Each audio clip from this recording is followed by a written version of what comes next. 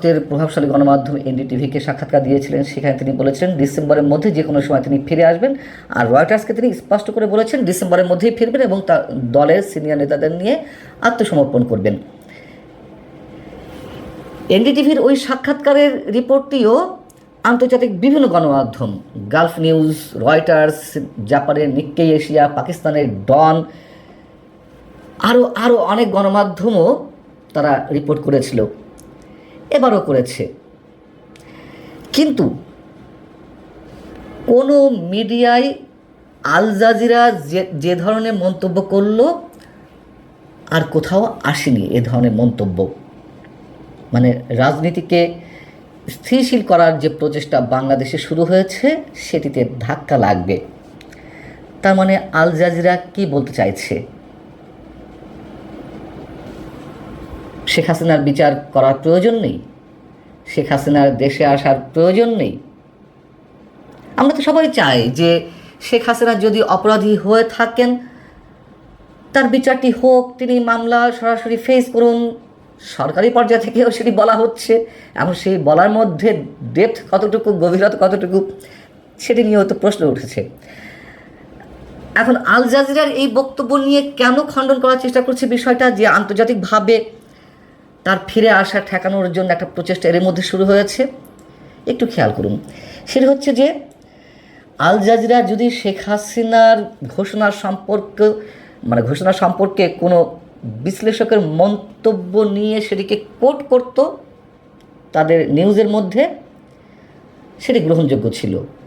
যে নিউজের মধ্যে তো অনেকেরই ছোট করে মন্তব্য নেওয়া হয়, সেটি তো নয়। অথবা আল জাজিরার এই বিষয়টি সেটিতে প্রকাশিত কোনো মন্তব্য প্রতিবেদন হতো বা কলাম হতো, আর্টিকেল হতো, ধরে নিতে পারতাম যে এটি কারোর ব্যক্তিগত প্রতিক্রিয়া, ব্যক্তিগত বিশ্লেষণ। কিন্তু তা তো নয়। আপনারা এই নিউজটি রয়টার্সের বরাত দিয়ে Al Jazeera condemned ex prime minister Hasina plans December return to Bangladesh শিরোনামে যে লেখাটি প্রকাশ করেছে, খেয়াল করে দেখুন, এটি নিউজ, সরাসরি নিউজ। সরাসরি কোনো প্রতিষ্ঠানের নিউজের মধ্যে এ ধরনের বক্তব্য যদি আসে অবশ্যই সেটি আমাদের ধরে নিতে হবে এটি তাদের প্রাতিষ্ঠানিক বক্তব্য। অর্থাৎ এক্ষেত্রে আল জাজিরা তাদের যে চিন্তাধারা, তাদের যেই বক্তব্য সেটি প্রকাশ করেছে। তাহলে কেন করলো? একটা উদাহরণ দিই। আপনাদের নিশ্চয় মনে আছে কাতার ভিত্তিক আন্তর্জাতিক এই গণমাধ্যমটি আল জাজিরা, তারা বাংলাদেশে যখন যুদ্ধাপরাধীদের বিচার প্রক্রিয়া শুরু হয় সেটিকে নানানভাবে প্রশ্নবিদ্ধ করার চেষ্টা করেছিল। যুদ্ধাপরাধীদের বিচার প্রক্রিয়া থামিয়ে দিতে তারা সব ধরনের পন্থা অবলম্বন করেছিল। এটা সত্য কথা, যুদ্ধাপরাধীদের বিচার প্রক্রিয়ায় কিছু কিছু প্রশ্ন অভিজ্ঞ মহল থেকে উঠেছে, কিন্তু তারা কিন্তু বিচার প্রক্রিয়া একেবারে থামিয়ে দিতে বলেনি। আল জাজিরাতে বাংলাদেশে মানবতা বিরোধী অপরাধের দায়ে অভিযুক্তদের বা যাদের ফাঁসি হয়েছে তাদের সবাইকে ইসলামিক স্কলার হিসেবে উল্লেখ করতো। ওই সময় বাংলাদেশে যুদ্ধাপরাধীর বিচারের যে সময়টি চলছিল সেই সময়ে অভিযুক্তদের ইসলামিক স্কলার হিসেবে তুলে ধরত। তার মানে আন্তর্জাতিক বিশ্বে এই গণমাধ্যমটি এই মেসেজ দেওয়ার চেষ্টা করছিল যে বাংলাদেশে যুদ্ধাপরাধের নামে যে বিচারটি হচ্ছে এটি আসলে তা নয়, এটি ইসলাম বিদ্বেষী মনোভাব থেকে ইসলামী পণ্ডিতদের হত্যা করা হচ্ছে।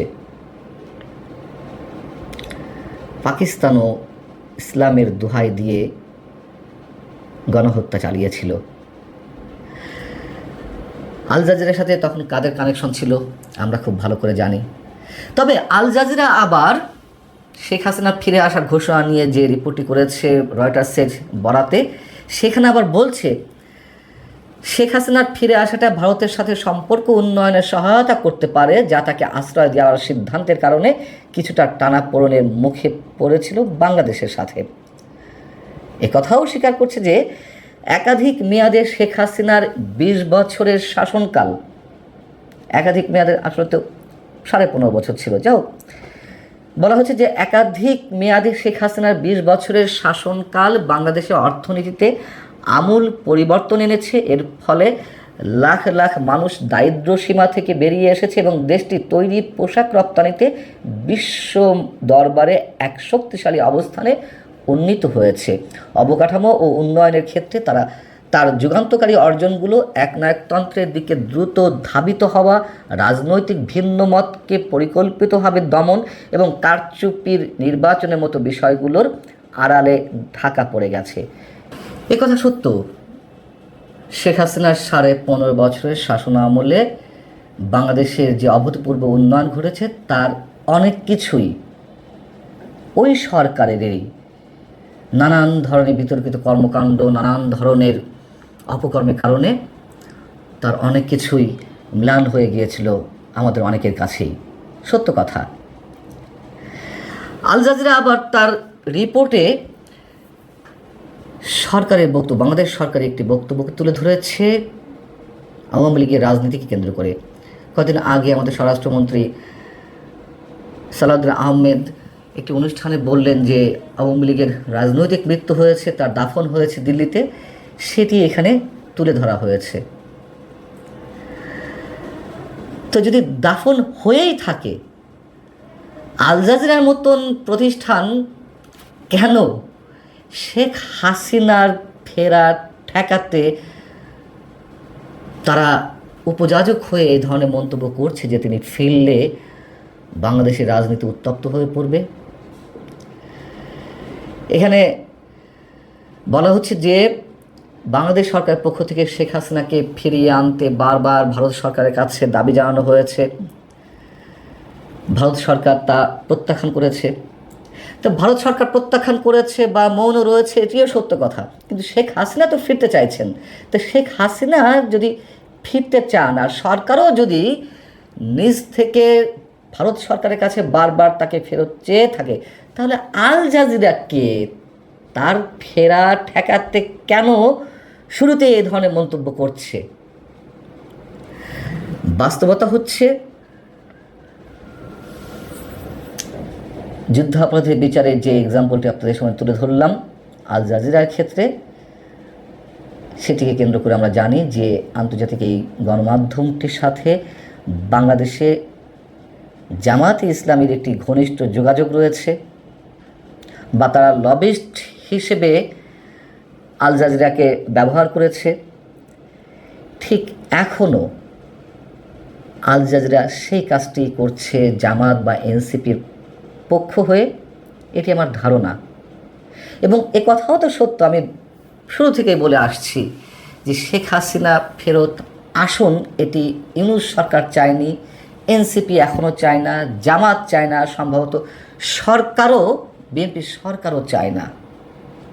যা কিছু বলা হচ্ছে তার ক্ষেত্রে সবই কেবল রাজনৈতিক বাগাড়ম্বর। ভালো থাকুন সবাই, আল্লাহ হাফেজ।